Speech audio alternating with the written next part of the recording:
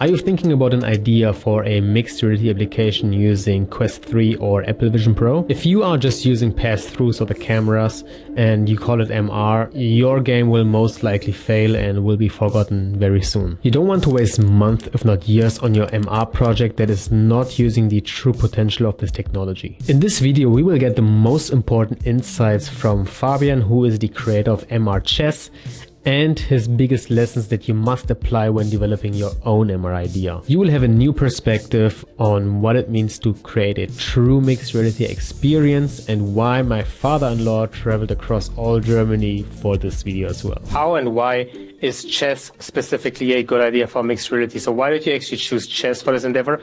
And actually, just for a fun note, I have a chess piece over here. Actually, when I first started thinking about an application I would like to build for mixed reality, I didn't think about chess in the beginning. Back in the days, I always liked VR demos which focused on the experience and which really benefited from the immersion of the new medium.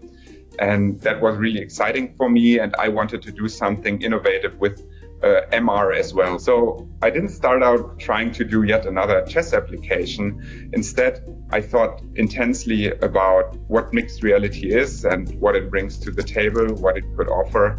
And I realized that most MR use cases which are displayed, they only see the real world as a projection surface for virtual content. And that's all that is regarding MR. And in my opinion, this doesn't authentically fuse reality and virtuality enough because they are still disconnected from each other. So you have a virtual thing in your room, but this virtual thing is not able to change anything within your reality. And on the other hand, you can't, if you touch something in your reality that doesn't have any consequences in virtuality.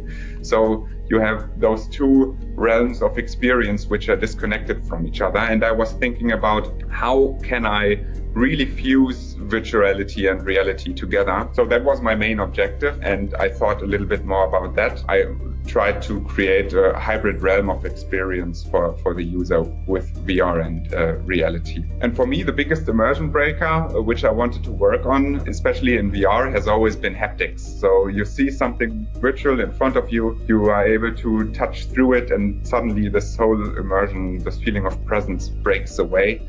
And that's why I wanted to interact with real objects, but this should be a part of my virtual game. So this is what I wanted to do. Then I had the question, how can this be achieved? You need to detect real objects within your reality, which you're seeing under the...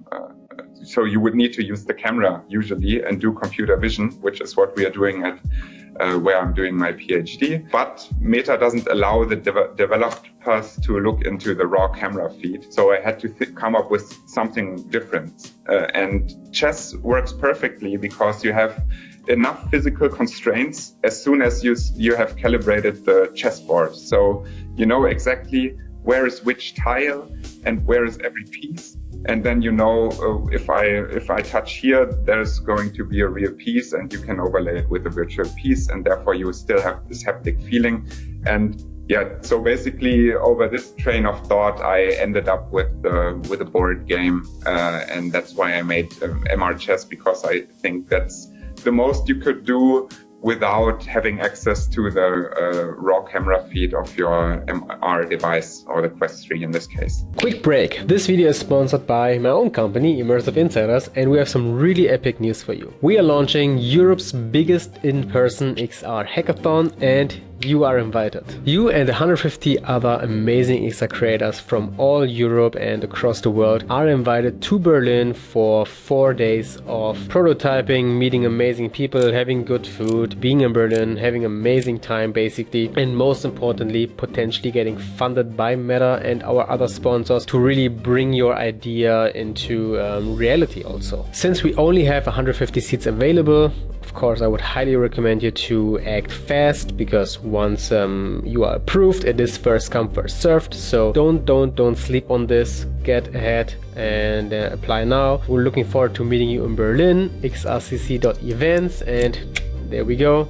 I will see you there, and now let's move on with the video. So how was the process of building MR Chess, and how were you thinking about the potential of what MR can be when we're building out MR chess? So it started out with the concept and the vision, which I talked about before. And so that started out in mid-2022. The pass-through on Quest 2 came out and it was only black and white, but I had the feeling, okay, I know where Meta is headed with this. They want more MR stuff to be created. And I wanted to explore this concept further, but without, as I mentioned, the access to the raw camera feed. So the question was, how can I create a playable game with real chess pieces now that I have decided to make a chess game?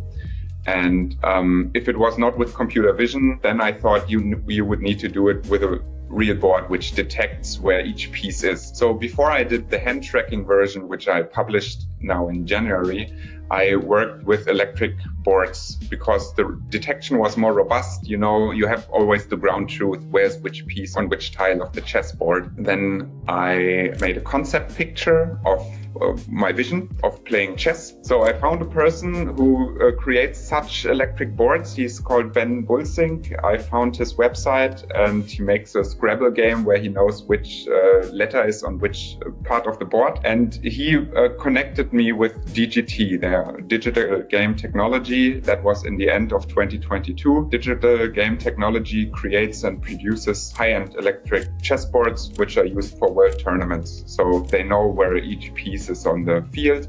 And I had contact at DGT with Timo Weltkamp and Ulf Bierkamper, who offered me technical advice in order to advance my project. So I pitched my idea to them and they said, oh, that's a cool idea.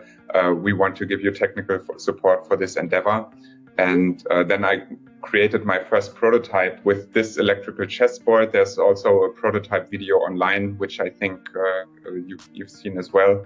It works with the DGT boards and it was done by mid-2023. And then I wanted to advance my prototype. I wanted to reach a broader audience and the average Quest user doesn't have a electronic chessboard. Therefore, I refrained from this very robust method in order to go with the hand tracking.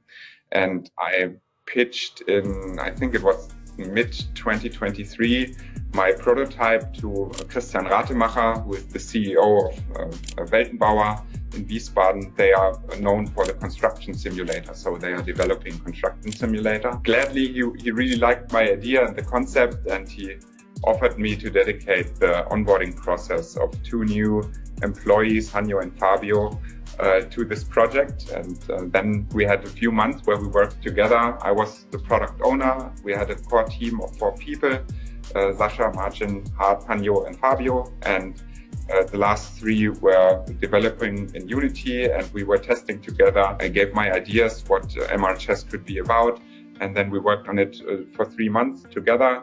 And we were done by the end of last year. And then I was able to release the current version, the one that you've played as well, in January, where I released my game then finally. Based on all of the obstacles on the journey of building a project, what is something that you would do differently next time? What are like the biggest lessons learned that would change the way you would approach a new project? I think I would try to press a little bit more on time to move a little faster. What I really wanted to do is when Quest 3 first came out, that was the first time we had like affordable mixed reality finally. After HoloLens, which is really expensive and also tries to do mixed reality on at least on a small part of your field of view, right? I really wanted to release the game when Quest 3 was released, but we were simply not fast enough. But that's something I'm thinking about, but I think it wouldn't have made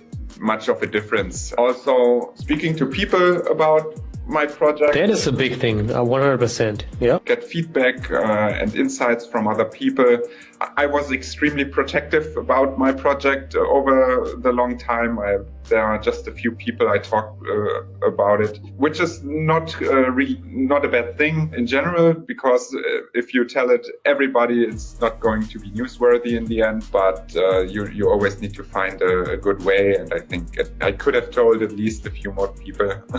What is like the main differentiation between MR chess or MR experiences that use the true potential of mixed reality compared to normal MR apps? So the haptic experience, I think, is pretty innovative. I've not seen it for MR before. What I also like about it is you play it on your actual table. Usually you need your VR space, which should be free of anything in order not to stumble. In this case, you actually play on your real life table, and the complete table basically becomes a huge smart screen with haptic feedback, because our UI is directly on the real table as soon as you've calibrated, which gives you a feeling like if you touch on your smartphone. So it feels familiar instead of just doing the air touch. So reality became really a part of this game.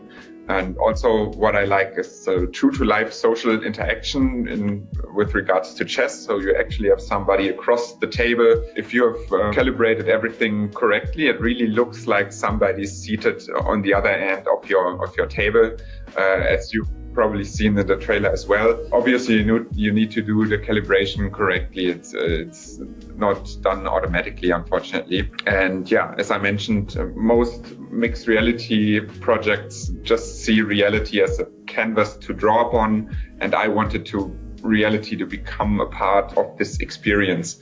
And this would deliver a true hybrid experience, in my opinion. And that's why I think the degree to which reality and virtuality is intertwined in MR chess is unique.